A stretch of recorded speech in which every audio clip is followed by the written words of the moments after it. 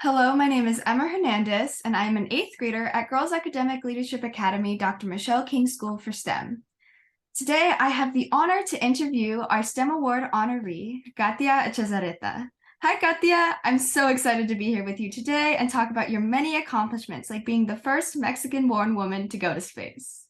Hi, how are you? I'm good. How are you? I'm doing good too. That's great. Yeah. I'm going to start our first question.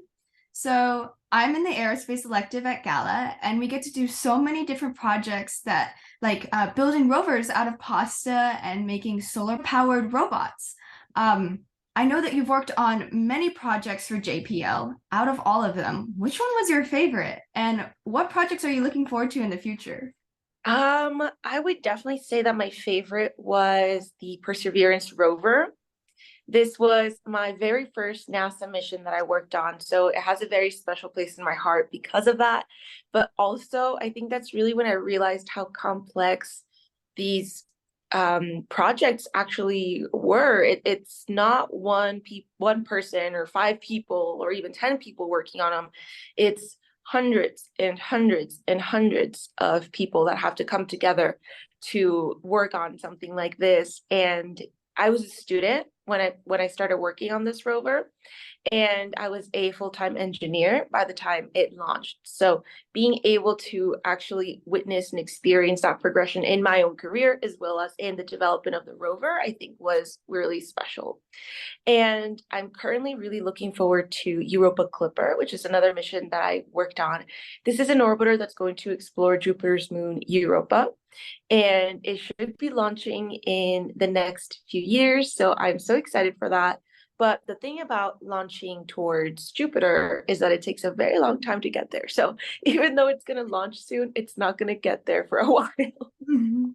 Yeah, I remember learning about the Perseverance in Aerospace. We watched a whole video and there was different like sections in it, like the parachute and all of that needed to be made for the rover.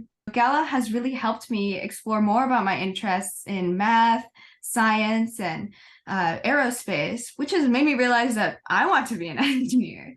And so I've also noticed the lack of uh, female representation in the STEM fields, so what challenges have you faced as a woman of color in a male dominated field, and what made you want to pursue a career in engineering? So throughout my life, that has been something that has been kind of impactful in my career and not really in a good way. Because number one, you do get pretty lonely. And number two, unfortunately, there are still a lot of people within the industry who've been there for a while, and people coming in who expect the industry to look and feel a certain way, who don't necessarily welcome different kinds of people. So that is definitely something that is still a challenge. But I've also been able to really analyze it throughout the years and fully understand the reasons so that we can start actually trying to fight against it. And there are a few different reasons. One of them we usually don't even think about because I feel like a lot of the emphasis is put on women and young girls when they're already older and they've already had to go through a lot of these things. But really, the issue here is that basically babies, as soon as they're born, they're being split up. They're being separated and they're being taught differently. If you are a boy, if you are a girl, you're immediately assigned a color, blue or pink, and you're immediately assigned an aisle in the toy department. It's either the pink aisle or the blue aisle. And that is already starting to teach our boys and our girls that they're different fundamentally, and that the things they should like are different, and that the things they should work on and practice are also different. So that's really where it all starts. Now, you have people that grew up with that, right? Right now, we're starting to change that.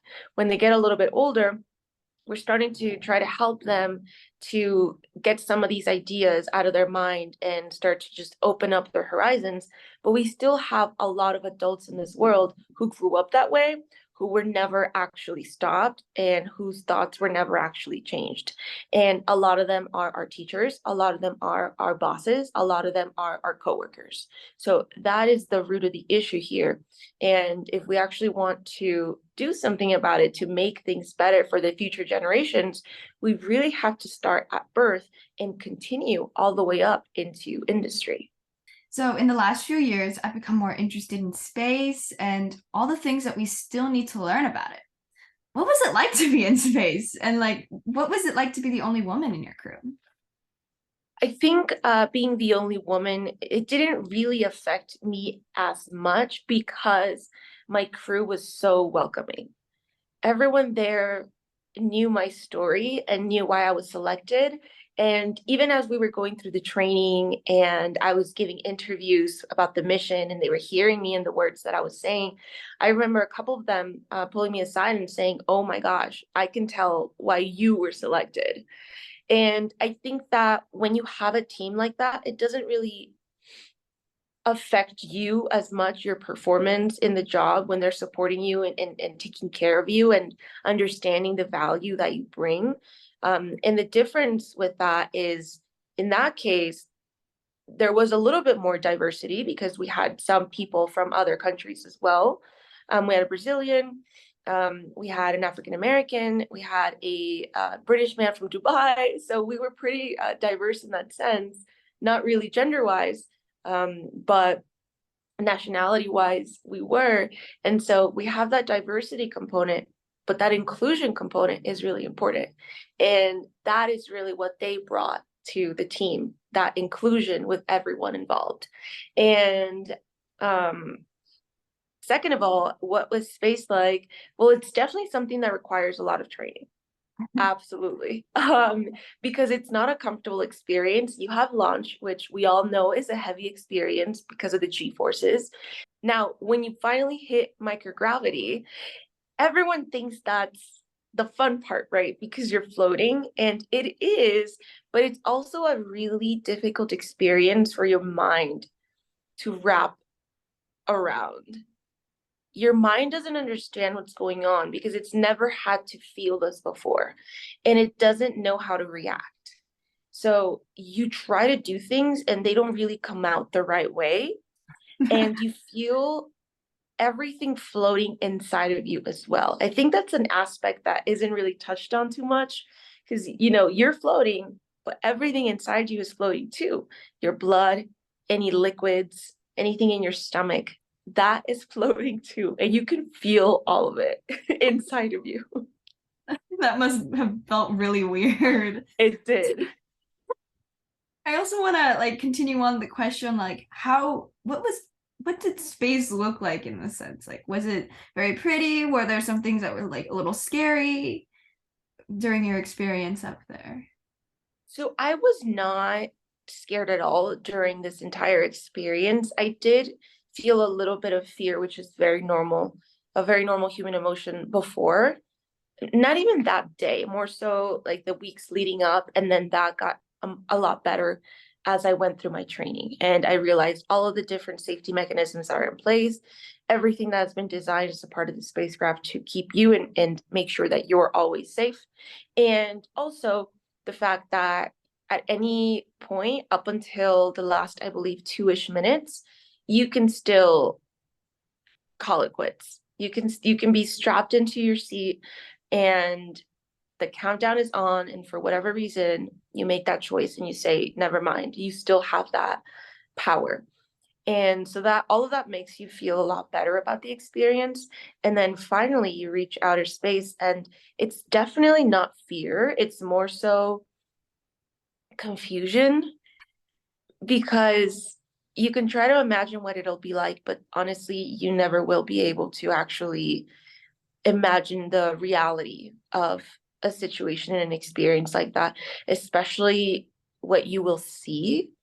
The blackness of space is a black like you've never ever witnessed before. Wow. And the blue of our planet and its atmosphere is such a brilliant color that is just constantly shining. We definitely think we understand colors, but until you see actual brilliant colors that exist out in space, it totally changes the way that you thought about everything here on Earth and how brilliant everything we have here is. And to imagine that there's something brighter than that is kind of hard. That sounds really cool. Now I kind of want to go to space.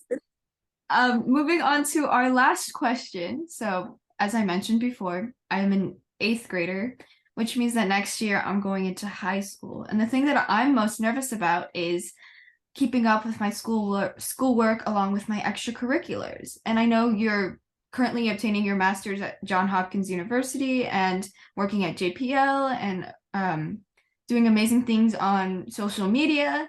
How do you keep up with, how do you keep the balance between your work, your life, and everything else? Yeah, well, first of all, it's very important to note that it can never actually have a perfect balance. I actually had to let go of my job at JPL recently because I'm currently working on a lot of really exciting brand new projects in Mexico. I'm pushing for a constitutional reform that's going to create the base of the laws necessary to start regulating a space industry. They currently don't have that. So this is going to start that process. And I'm working on a space activities foundation within Mexico. And then I'm working on a space and research development center in Mexico as well, which they currently do not have. So all of those things I'm working on top of managing my social media accounts, all the different political activism that I do. And I give conferences and I participate in a lot of different fashion related events because I really feel that it's important as a woman in STEM to start opening up the doors to some of these different industries that a lot of women in STEM in the past felt like weren't necessarily for them, or they weren't really welcome in these spaces. So things like that are very important for me, those magazine covers and these different fashion spaces. So all of that I have going on at the same time, along with my master's degree. And it's really important to recognize that no one person can do all of that alone. I have a lot of different teams that work for me in a lot of the different areas, and they all have their own respective jobs within those different areas that I'm focusing on.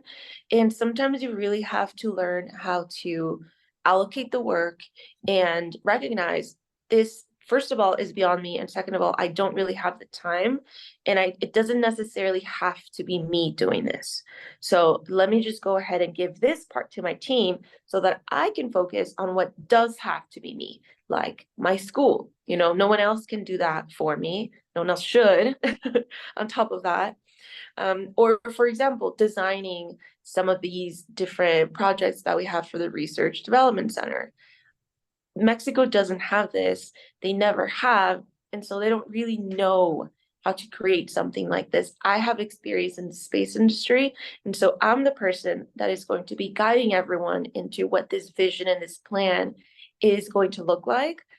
But other than that, there are many things that I don't necessarily have to do, right? So like we have, for example, documents, paperwork, accounting, all the little different legal aspects that I, again, shouldn't and can't even do. So now we have to learn how to allocate all of that. So it's really important to recognize that you're never going to be able to be 100 on everything. It's constantly a battle of, in this moment, what's the priority? Let's take care of that, and let's make sure that these other things, we're not neglecting them, we're just going to lower them to maybe 50, because right now we can. Now we move in time a little bit more, and now maybe these other things that were at 50, now we have to put them up to 100, and maybe this other thing I bring down to 50, right? So that's kind of the way that it works. You're never going to be able to be fully there for everything, especially because on top of that, now you also have to think about your family and your friends and your own social life. That is very important too. Okay, well, thank you. This is the end of our interview, unfortunately. So I just wanted to thank you for meeting me today and giving me this time. I wish I could talk to you all day, but I'm going to, yeah, and I also can't wait to share this to my fellow students. They'll be really excited to hear what you had just said. And maybe one day you could stop by our school and be an inspiration to all of us. It was wonderful to be here with you. Thank you. Absolutely. Thank you so much.